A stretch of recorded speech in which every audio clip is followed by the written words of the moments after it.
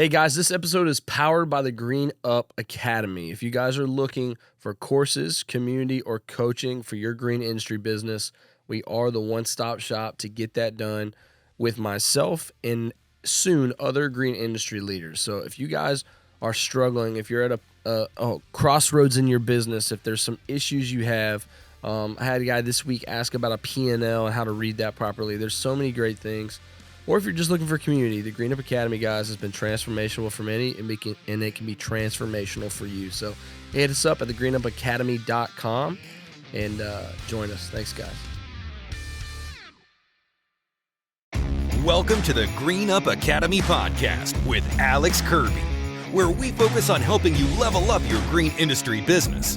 Whether it's marketing, finance, employees, or strategy, we talk about everything on this show to help you apply it to your business and change your family and company's future for decades to come. Here's your host, Alex Kirby. Let's start with that. Faith, why are you an Eminem fan? I don't even know. I grew up in the projects of KC. I'm just kidding. Projects, white trash trailer park. Which one? To me, they're the same. They're the same. They're not the same. Mac, you don't have a mic today? No. When your window is broken to your bedroom and your parents are like, that's like sketch. It's pretty bad. Yeah. So, wait. Okay, anyway. Your window was broken? So this is a bad thing. I learned the whole Encore CD to Eminem on the way to a mission trip. Yeah, that's bad. So, Baptist church situation.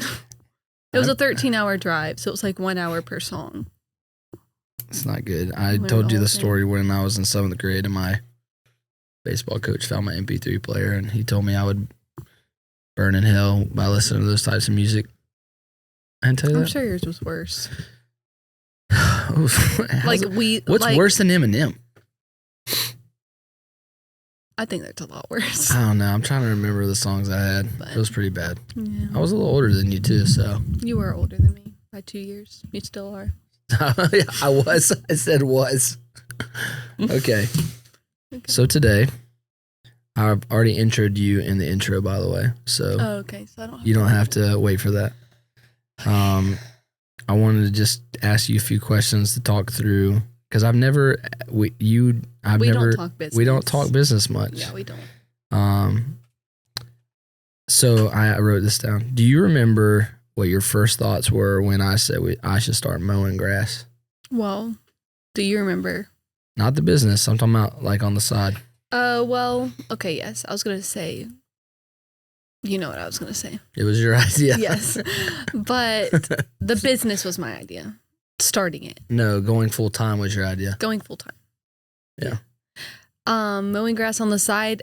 My thoughts were that's amazing because we were trying to like save so much money that month. No, it was earlier than that. It was when it was a side hustle. That's why I think it's so fun to think about. The first time I mentioned it was when that man, Mr. Palmer. Mm-hmm. When he posted on Facebook and he lived like super close to us. He said, "Could someone mow my grass for $40?" Yeah, and you were like, "Oh my gosh, $40." Who the heck has $40 to spend on lawns? Yeah. At the time, that was like, I bet that would be like $80 today.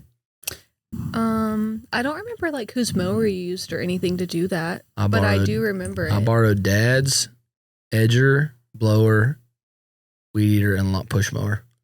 I remember like knowing I was going to be at work at Palmetto Citizens, and I was like, it was a Friday. Glad that you had something to do that Friday, that you weren't going to Not lame-o. go to Carowinds without me or something because you were off.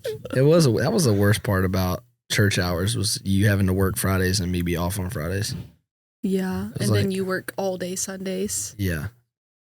And me also work with you. It was bad.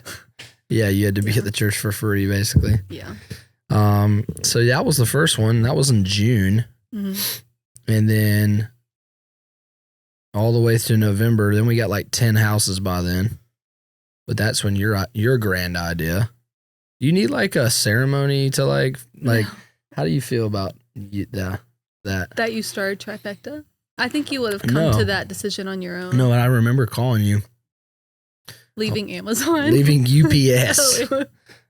The brown one. Is that UPS? Yeah. Gosh. I went in there to interview for seasonal hours, producer Mac. And it was like, I came like dressed up in like church clothes, like nice stuff, thinking it was a job interview because we were trying to leave the church we were working at because some stuff was going on that we didn't agree with. And I was like, well, I gotta, I'm doing baseball lessons, like $300 a week, and lawns $200 a week or whatever. And I need like another couple $100. What? Was it that much a week? I was doing pretty good in baseball lessons, if that's what you're talking about. I was doing like 6 a week, $50 a pop. Yeah. So I go in there thinking it's like a legit job, and everyone else is wearing pajamas. Like all the people interviewing was like, yo, y'all gonna pay us tomorrow? Like just all the bad things you can imagine people ask at a job interview. Like, do I have to pass a drug test? I thought they asked you, like, do you believe it's appropriate to steal from your workplace? Yeah, they did. They asked me questions like that. And you're like, can you steal? Do you have a management position? Yeah. Like, I'm on board with all this stuff. They're like, do we have to wear shoes? Yeah. And so I did UPS, the Amazon the week before, and that was 5 minutes and done. And then UPS, I remember just being so dejected, and I called you. I was like, I said the famous words. I said, I can make more money mowing lawns in one day than I can make here working with hooligans for 4 days. And then you said, well, let's just do that. Yeah. I didn't know if you remembered it that way. I do. I remember driving on 12th Street Extension when terrible. you told me that. I was like crying. Mm-hmm. Do you remember the Christmas tree? How do you remember the Christmas tree thing we did where we were like, because I remember, so for people listening, when that was November when we decided to do it. But we said, if we can make X amount in December, you were like, then I feel good about you not getting a job. You remember that? Mm-hmm. I think it was $8,000, Where we right? colored in. Yeah. Yeah, it was $8,000. $8,000. And what we did was which was outrageous for us because that's like double what we were making. Yeah, when the thought was I need like 3 months of money to try to give it a chance, right? It just seems, looking back, like, why did we think that was possible? Well, it was the only option because if you can't, we had no money already. I think we had like $3,000 to our name. I remember you getting a lot of people asking why you were starting a landscaping company in winter.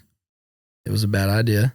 It didn't work out badly. No, it didn't because you did clean up pine straw. Yeah. Found out pine straw was so good. But no, so for people listening, and watching, we made Faith's a really good drawer. Drawer? Artist? I don't know. What's the word for that? Jar doesn't feel right. Jar feels like a 4th grader. She's a really good drawer. She's very artistic, I'll say that. So she drew a Christmas tree, and for every $1,000, we had like a section to color. I honestly think it was every 100 so that I could participate. It was every 100? Because I wasn't bringing in thousands. I don't remember what it was. It was every 100 because I was doing calligraphy. Okay. Oh yeah, you did some side hustles too. Yeah. And so we were basically like, if we can do $8,000 in income, then we'll go full time to try out the business. And man, we hit it like 8,200, 8,400. Yeah. And everyone thought it was crazy because it was December in South Carolina. We don't get snow. We don't have anything to do, mowing, nothing. So you do leaf cleanups. I've never done it. Huh? So and I'd never done it. You were like Googling videos like laying pine straw. Literally. I remember, do you remember I worked for that one guy, James, for that one day? Yes. James went to our church and he had been like in prison for 10 years and he had just got, it's okay, we can say, he'll never watch this. James got out of prison after like 10 years and he was like the best lawn care guy ever. He was amazing. He did like all the rich houses like everywhere. And he was like, I was like, can I work for you for one day? Pay me whatever you want and just show me how you do this. Yeah.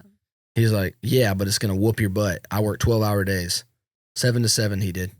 I was like, okay, dude, it was the worst. And so I did that one day, and then I met for dinner with a couple old guys who had been in the business, and they Anyway, so we did Wes, right? Wes and Gary. Yep. Shout out Gary if he watches this. Sorry, Gary, you're not that old.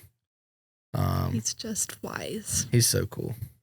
Anyways, do you know Gary has it's another story for another time. He has the best sports memorabilia collection I've ever seen. No. He has a Ted Williams jersey. Anyways, so we did like $8,400, and that gave us enough money to do it, which was crazy. And I remember thinking like, how am I ever going to do that? But then I did so many bags of leaves and so much pine straw. It was so crazy. I can't remember if it was one big job or not. It's funny to look back and see the little things that took place before that allowed you to do it. Because when you sold your 4Runner, if you hadn't gotten a truck, like it wouldn't have even been an option. Yeah, I couldn't have driven to it. do for a side hustle even. No. So that's kind of funny. It is crazy how that works.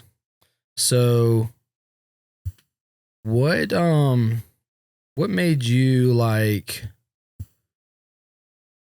I guess what made you confident for that to happen? Because to give people context, we got married really young. You were 21, I was 23. So we'd only been married a year when this happened. And everyone in our family thought we were crazy because I had a degree in ministry stuff. So they were like, why would you quit to do, you just studied this? Yeah.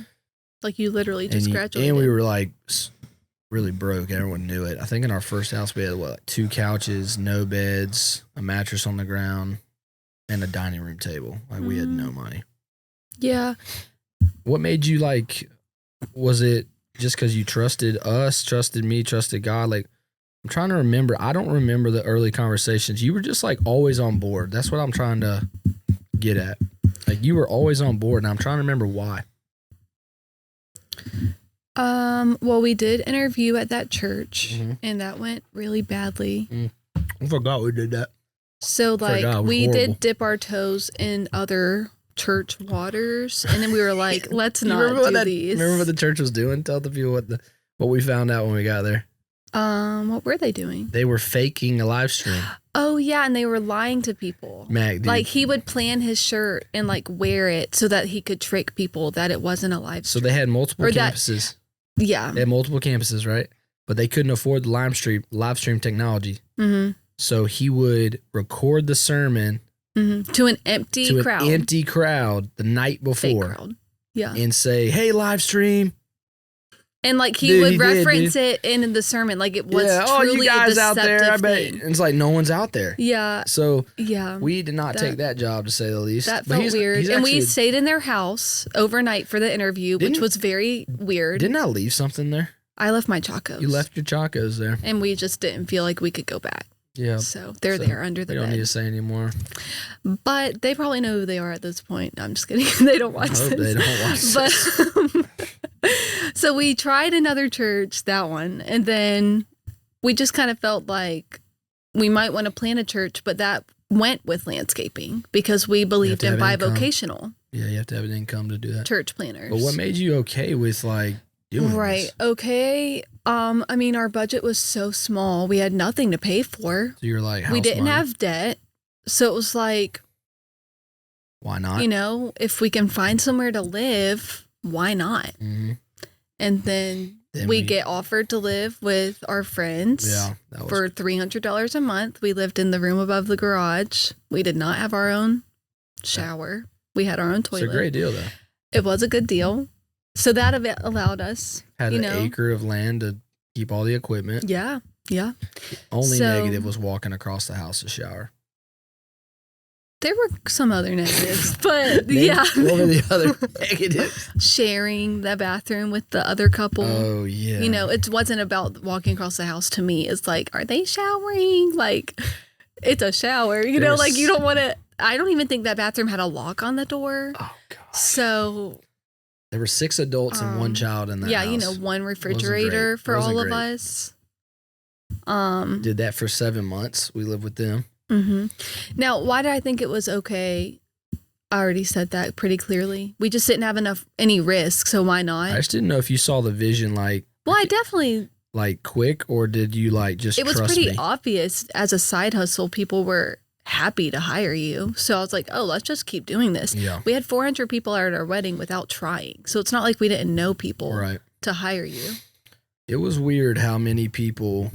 A lot of people supported you immediately. They did, totally. Which was very sweet. And in the courses on the Green Up, in one of my courses, I talk about the spiderweb marketing, which is where you just text everybody in your phone. Mm-hmm. Yeah, that's like your first step. I mean, the first thing I did was literally spend the entire day texting everyone the same message. Yeah. And like 8 people signed up that day. Yeah.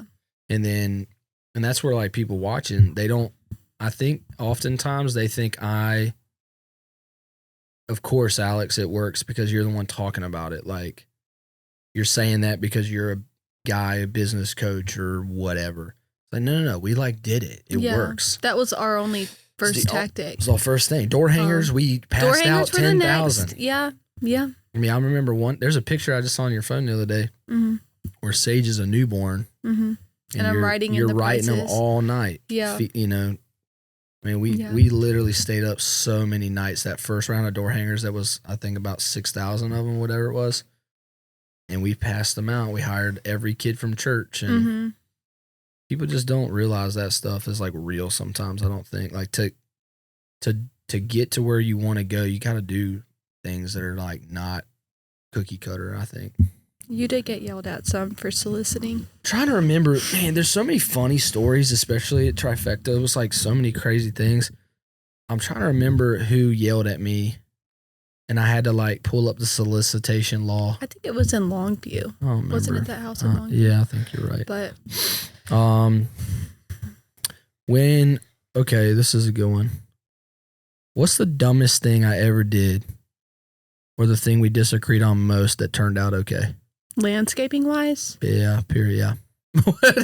What else would it be? Personal? I could do any area. Okay, well, but the caveat is it turned out good. That turned out good. Okay. What was like something you were like, this is stupid? Okay. You don't remember? Well, the way you are so straightforward always makes me nervous because I'm so not. I'm such a people pleaser. So like really anytime I hear you on the phone, like on a business call, I'm like, you're going to get, like, they're going to block your number. They're not going to do business with you. And you're like bartering, like, no, I want pine straw for this per, you know? Yeah, you hate I'm like, bartering. oh gosh, like, I'm like picturing you like taking food out of their kids' mouths, but like they have like room to negotiate, but I would never, ever do that. Take my money, whatever they could price. tell me I have $25 to lose here, and I would still be like, it's okay, we can just pay. So like that, I've always been squeamish about, like hearing you negotiating stuff. Do any business calls. That's funny. Because even hiring people, like you lay down the law, like this is the rules, this is what we're doing here, and I'm like very lenient. Run over me with your car. Yeah, I'm like, oh, you wrecked our truck in a pond, like. I bet that hurt, like, you know, rather than so, like, I just am really bad about follow through, and like that's where we're good at balancing each other, but I can't stand to witness it. Not fun. And I know you don't find joy doing it, but you're good at it. It can be fun, but it's not as fun like people probably think. It's just part of the game. Yeah, and it's mentally exhausting. So, I mean. I don't think that really is an answer to your question, but that's the easiest one for me to come up with. That's a good one. I think, I'm trying to think what other dumb thing I did. Dumb? I mean, risky, like driving to, you went to Georgia and got that pine straw blind at night. That was the worst one. He was meeting people on this farm. Yeah, that was the worst one. GPS wasn't working anymore, no phone service, alone. Let me tell the story. I tried to get into the pine straw reselling business because I realized early how profitable it was, but I was way too zealous, and someone told me in Georgia, hey, come, and I got like 1,000 bales. I got like a U-Haul. Yeah. I spent all this money. I didn't have a ton of money yet, like $5-6 grand at the time. And so I drove this U-Haul to this address unknown, beaten path, don't have service. They could have just taken all my cash. They said cash only. Yeah. It was Latinos out in this field, and they only had a third of the bales they promised me. So I drove forever away, and it was horrible. Yeah, that was a bad one. I started checking and verifying legitimate businesses at that point. Yeah. And that's when I started realizing it's better to pay a little bit more to have a better experience, to be honest with you. Because at that time they were like, the price was like nothing. I mean, Yeah. Yeah, that was bad. People in that kind of thing are going to be less business safe. I don't know, because it's just farmers doing their thing, but it seems really sketchy if you don't know them. For sure. But then once you found the right people, it was fine every time. Well, the thing that I would say, number one thing that you did awesome, and we talk about this off at home, is that, you know, the business relationships I saw growing up within my family and with around was like the business was the whole thing. Like the business marriages? Yeah, business marriages. That's a great way to put it. They never turned off. It went right to dinner table, then it went right to bed, and then it went right, like the business talk never stopped. And it wasn't even a relationship, it was a partnership. So it wasn't like talking about business like we talk about, like how are you affecting our family and life and decisions. It was like how if you had a partner, you're negotiating with them all the time, arguing, fighting. And so when we started, we said, you and I were like, hey, we're not going to do that. I was like, I'm not going to do this. If I want you to, if you want to know something, you ask me, but I'll run with this, and please, tell me if you don't feel secure, but I like, trust me on this. And you did such a good job of that. And I tell people all the time that, like, without thinking that, oh, my wife's going to kill me, like I didn't even never had to think that. I which mean, made me a make couple better times decisions. You've been nervous on the other end. Does Faith even care about our business? She never asked me anything. But I'm like, I'm okay. Because I know your personality, I'm like, he's not going to let it crash and burn and me not hear about it. Like, you're not going to come and be like, all our trucks got repossessed today. Like, I know I'm going to know. And I'm an overtalker, so I'm going to tell you I really anyways. don't have to ask you questions for you to tell me. So, and I know at times you've been upset because then I'll want to be included.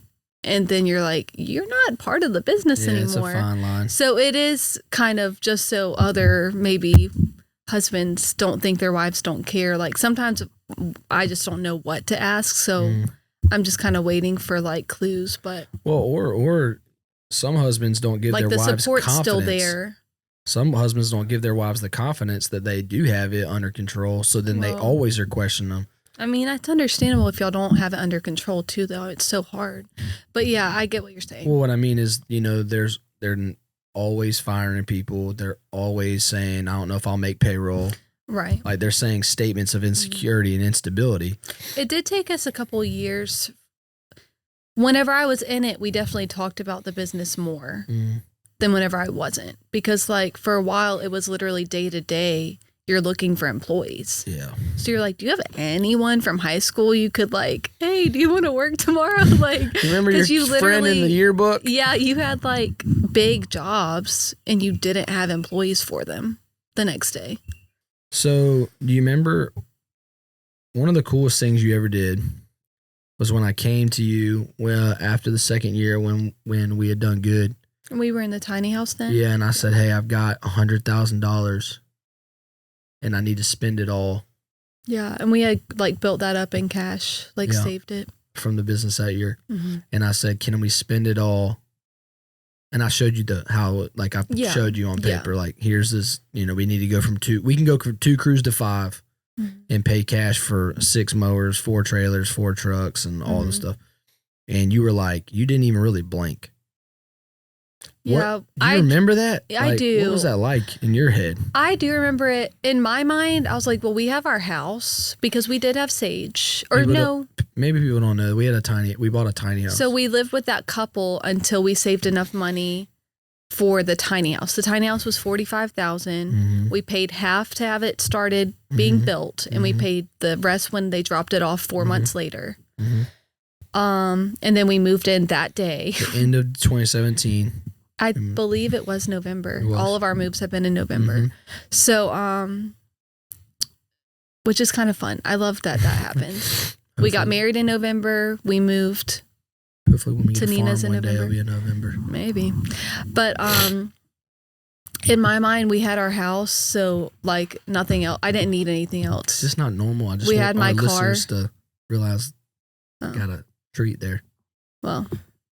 I feel that like came then again, you got to remember, I taught a lot of the guys watching, so I know that their wives are literally tripping out over like a $200 purchase. You know, their husband makes. You bought another weed eater. Well, I'm the spender here, so it's really you don't do stuff like you that. said it, not me, honey. Yeah. So I mean, I get that side, but you have the problem with me. No, you're not. You're easy enough. But yeah, I mean, I had the house, so I was like, blink. Yeah, you can spend it. You didn't even blink. But like you were telling your business coaching guy the other day, like, this is going to sound ridiculous. What? Say and it. I know it is, but so we had that money, but I'm very far removed from it because I'm like, it's in the business accounts. Mm-hmm. You know how I feel about that. If it's in the business accounts, it's not ours. Doesn't feel real. So, and then it's also like the biblical principle of like, you think it's like, oh, once I get $100,000, it's going to be amazing. And it's just not. Like, there was nothing like, again, we had our house. What else were we going to buy? Nothing. Like, so I was very removed from it because it's not as great as it seems it's going to be. And like, money's really never enough because that's not actually like where contentment comes from. So I was like, oh yeah, like you think you have a good plan. I know you're not going to go blow it. You know, like I knew you had a plan. So, and it really didn't feel like as much as I thought it would feel like. So I was like, yeah, you could invest it. I agree. Does that make sense? It does make sense. I'm not like not thankful for it, but I'll say this about money. It didn't give me peace like I thought it would. We had already had cars. Once you have your essentials, and it's really hard for people to grasp this, I understand. Once you have like house, car, whatever, you're just spending and getting a nicer version every time. So it's not that hard if you see money as a tool rather than something to take you into this like higher elite status. And right, and we're not like showy, so it wasn't like, oh, I'm gonna go get the nicest car now. Like, I was so good with that. I didn't know what you thought about it. It was, you just were so easy with the decision, and I just don't think a lot of people were. Was Sage born then? I don't remember. Was I pregnant with her then? You're pregnant with her. Okay, that might have changed a little bit. I mean, I wouldn't go back and change anything, but that might have changed my perspective a little bit if she had been born. But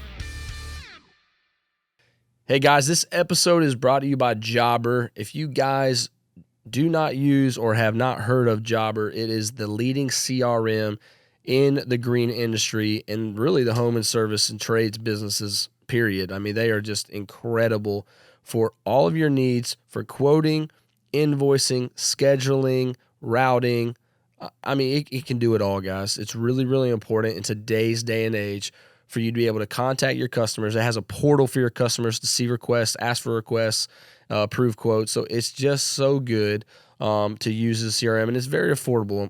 They have different plans for different places in your business. So if you guys are looking to try out a CRM and you're sick of doing pen and paper, you might not even be doing pen and paper. You might be on another software that's just not meeting all the needs that you hoped, and you're just kind of making it work. Y'all check out Jobber. We've got 20% off your first 6 months with our link.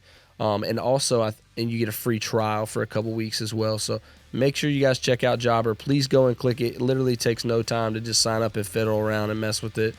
You're not gonna regret it. I ran my multi-million-dollar company off of it for 5 years, and it was a breeze. And our crew leaders loved it. So you guys go check it out and tell me what you think. Thanks, guys. Couple last things. What would you tell like? This is where I really wanted to get today, to get your perspective for guys who are struggling with how to communicate with their spouse, their wife on business. And, I mean, just a lot of guys are having a hard time with family life and working 70 hours and all that. What would you tell a guy so he can understand his wife's perspective on like how he can make them feel more stable, secure, heard, valued, any of that stuff? Like, does that make sense what I'm asking? Do you have an answer for that? I would keep like an emergency fund and not go below that in the personal account, because like if the business goes up and down, bad weather can affect your business very quickly. So at least she knows she has a couple of months of like groceries, diapers, wipes. Yeah. Like those things are so expensive. I went to Costco yesterday. Our wipes, pull-ups, and diapers were $150. That's outrageous. It's crazy. That'll last us a while. But it will last us a while, but it's a big upfront. So that is nerve-wracking, but it's the cheapest you're going to get. Right. So like you want to be able to do that. What about all my friends listening right now who don't pay themselves regularly? You used to be big on that. You were like, make sure that you're paying yourself regularly. There's 80% of guys listening right here only pay themselves when they have $0 in their bank. How do you feel like? It just doesn't give security. Yeah. And like as a provider of the family, I don't know if the wives are working outside the home or not, but if they're not providing income, like they need that security that they're. It also tells us like we're supporting you well if you're able to also like keep it consistent. It kind of makes us nervous if it's not at least at that minimum balance. Right. That y'all have agreed on. It doesn't have to be some magic number, but that's good. What are some of the things that,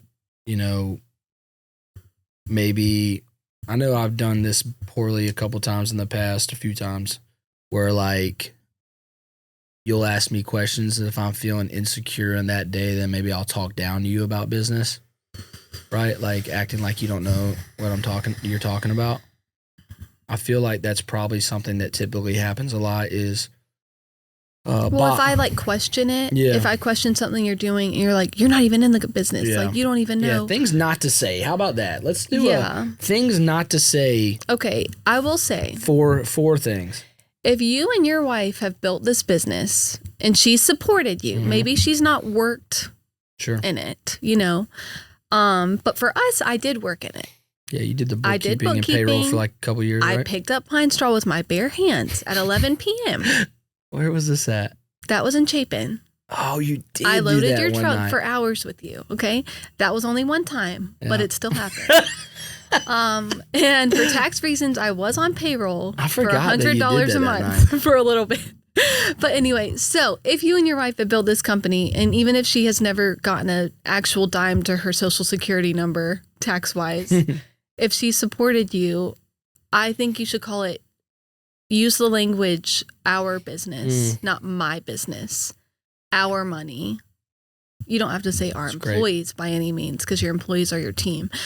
But like, use that language that's like unified because it makes us, at least it makes me feel very like shut out the second the language changes to like the singular. Been great at that, by the way. Because we are like supporting behind the scenes and like, I'm washing the uniforms, other households might not have that division of labor, but like it helps a lot with the whole mindset and morale because a business is so hard to run. You need that like unified mindset because you also, if things do go horribly, because you did try to sell that pine straw and you never ended up doing it, you did get audited.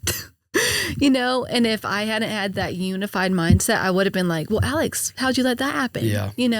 Where were all the receipts that you didn't care about for years, And so like, it gave me a way not to blame you because I was like, well, we were in this together. It's a great point. So it's kind of protection, but it's also like a strength to be in it together. I love that. I definitely haven't done great with my pronouns or whatever they call that on that. What's the pronouns? With your just verbiage. Ours versus mine. What verbiage. Is that? Verbiage? Pronouns? Gosh. I don't think it's pronouns. It's not pronouns. Well, don't edit that out. I went to Broken Casey High School, so I don't look like know about a dodo head. I don't know. Yeah, it's a. I think it's proper nouns. Proper nouns, maybe. Proper nouns. That's why this is not the Education Green Up podcast. This is. But you guys know what we're saying. Well, yeah. Hopefully, Mac is looking it up for us. No, that makes sense. That makes a lot of sense because it definitely can be a us versus them situation, me versus you situation. If you're not, and that brings up another controversial subject that shouldn't be, and that means you should share bank accounts. But we don't have to go down that road. You definitely should. Yeah. And I mean, I will be honest because I'm a spender, and we were on a strict budget for a long time. It's not as strict anymore, but it was very, very strict.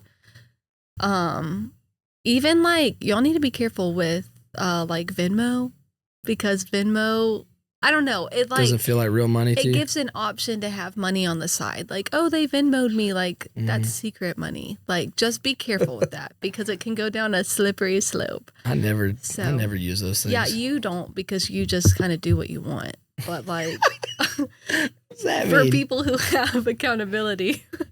I don't know what that means, but Well, like, okay, for example, you can justify things because you're like, oh, it's a business expense. yeah, So absolutely. I am going to get these Beats uniforms headphones. because my other uniforms got holes in them. So I'm just going to go get new uniforms. But it works out that it's cool clothes for you. You have Does work out. Carhartt uniforms. It You have does. Carhartt backpacks. So it's like a cool perk of owning a business. Oh, yeah. But like, I don't necessarily wear Coach green up purse. shirts every day. So it's just like, I'm just saying. What's another brand? I don't know. We don't And wear you don't drink coffee. So you don't like, I would whichever often, one you drink. during those hard times, use Venmo to just buy coffee whenever I want so you don't question me about it. That's not a good thing, by the way. I'm saying it's not a good thing. That's what I was just pointing out. Yeah. That like, just watch it. I'm saying to share bank account on all ends and not to have secret money. Because it does, like, I do feel like it put in a sense of like disconnection for us. How did you pay? I don't even. This is Venmo crazy. has a debit card. I didn't even know that. I know. I did. I'm not a tech. I don't have it anymore. I'm So not a tech guy. full I transparency. don't understand any of I this. got convicted about that. I'll never have an Apple Watch. I won't either, but it's not for You the have one? reasons you think. I feel like I would look at my wrist all day. Well, it's not like the screen's not enticing that much. Yeah, but if you get a text, it pops up, right? Yeah. Man, that is Well, that would drive you crazy. drive me nuts. How many texts do you get a day? Oh my gosh. One more thing. He didn't ask, but I'm going to say it. If y'all have kids, do not pull up in your driveway if you're still on the phone. If it's an important business call, Cardinal if rule. it's not, don't let those kids see your truck pull up if you're on the phone. Yeah, I do that Because sometimes. that, And they the all kids are run counting outside. down, the mom is, or the wife is counting down. Like, so if you're not off work and ready to jump out, Don't come then down do the not driveway. be seen, because it is a tension maker. You're right. How many texts do I get a day? At least 60. I would think that. That's what I was going to guess. Messages with like our Voxer app for crew plus text, 100.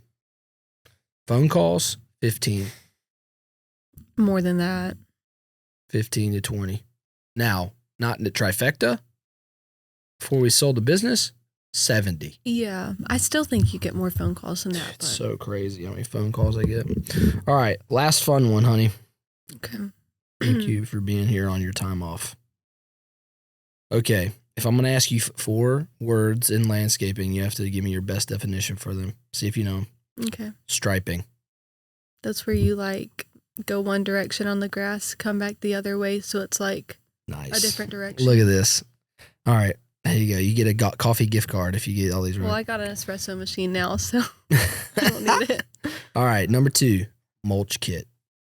It's where you put it on the mower and it grinds up the grass cuttings. Incredible. Yes, it's incredible. Mixed gas.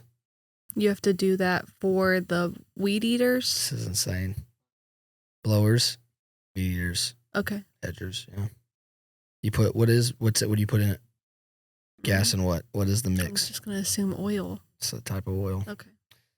This is incredible. Okay, now this is the bonus. Are you really surprised? Yes, very. Okay, Okay. very. What height do most people cut their grass at? Is it in inches? It is in inches. Okay. I'm going to say 3 inches. It's amazing. Yeah? Yeah, Yeah. 2 to 3 here. If Depends. it's like, I bet if it's a zoysia, it's 2. 4. 4? Yeah, it's more. Oh, Now ours is like the special kind, so it's we have like the worst grass ever. So you don't like our grass. I do. It's durable. it's not comfortable. It's not comfortable. I should have got Xeon. I want what we can lay on. It's like a cushion. That would be Xeon. I was Gotta just talk to talking to a guy Carlos on the about pod. I think I was talking to Dustin or the Freeman brothers the other day about this. Should have went Xeon. I went Empire. Should have. But all right, honey. What last thoughts do you have on all this? You've been awesome the whole time. we've always had. The only reason we were able to do it is because we had a good balance. And that's the biggest thing I tell people is I just don't recommend it. I don't recommend people work together in a business. I just do not think it's an awesome idea. I don't know. There could be asterisks to that. Every person I know, besides one that I can think off the top of my head, has a contentious marriage because of business, because of the stress, the partnership, the disagreements, the finance. I don't know. I don't know what it is. Do you know anyone, producer Mac, that has an awesome marriage that's business partners? So you know one? But they were... And I think Faith and I probably could do a certain type of business decent together. It would have to not be like as operations focused as Trifecta was, because it was so fast moving all the time. If it was something we could both do together, it would be different. But our communication is not good. So if we're going to be separated and still have to run the business, absolutely horrible. Our communication apart Our communication is not good. To me, communication through the phone, we're not good. We're rarely bad at the phone. Your texting is one word. I know. And I'm looking for 20. Correct. Okay. And you're like, lights. The other night when he's putting the kids to bed, he's like, text, lights. And I'm like, there are no lights on. Yeah. Yeah. Okay. And I'm like, what lights, Alex? And you're like, you need to check for the northern lights. I'm like, what? You know, I'm like, that's the last lights I was thinking of, because I already sent you a graph saying they're not covering us tonight. It was 9:10. And you're like, what's that graph mean? I'm like, it's a map of the lights, not over Columbia. But you're like, check for the lights. I can't remember how we got on the subject, but hopefully we can recap it with, we would do poorly on businesses like Trifecta or trades where you have to communicate with the field and the office very well. We would do terrible. Yeah, that's where we have already done terribly. Yeah. That's why we had to hire a different bookkeeper. But we would do pretty good, I think, if it was like a daycare. Homeschooling, daycare, coffee shop, restaurant. Coffee shops and restaurants are still many moving pieces. But you get to have fun during it. You get to have like what do you call that word? Banter with your employee. Yeah. Yes. Like we get to like at Trifecta, the second you clocked in, it was like go, army move, you know, it was brutal. And those are not your vibes at all. Well, I'm not assertive. Yeah. So I just couldn't have done it at all, because you have to actually tell people what to do, and I just and you don't you wouldn't have taken I can't enforce rules, and I can't tell people what to do. Right. And so that's why that is your business. Right. So I mean, along with cutting grass. It would have done very badly. Delegation, I'm not good at. So, hey, if there's anybody watching who has like a marriage partnership business thing, I'd love to hear it. I'll have you on the show.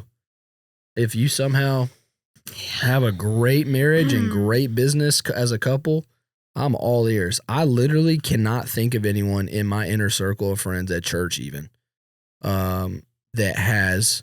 I'm talking about where like the wife or spouse or husband, whichever one, works at least 20 plus hours in a week. Together, with the full-timer? Yep. Can't think of one. Yep. Can't do it. I will say, when we first got married, I was very, it was hard because we were so different. I was like nervous, like, did we do the right thing? Because we're so different.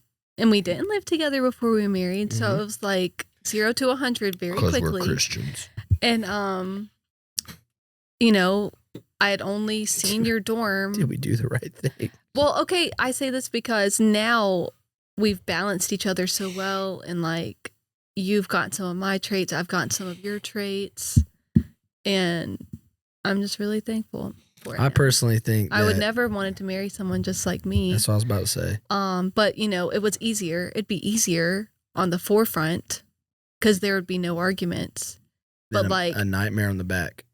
Well, yeah, we need to be sharpened. You need to be strong on both sides. Yeah. If you have two people that are strong on the left side of their body, then your right side's always weak.